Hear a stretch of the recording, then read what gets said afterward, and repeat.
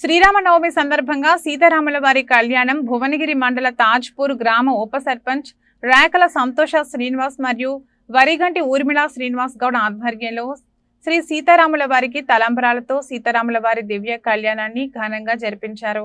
అనంతరం ప్రత్యేక పూజలు నిర్వహించారు. అనంతరం భక్తులు గ్రామస్తులు దర్శించుకుని తీర్థ ప్రసాదాలు తీసుకున్నారు.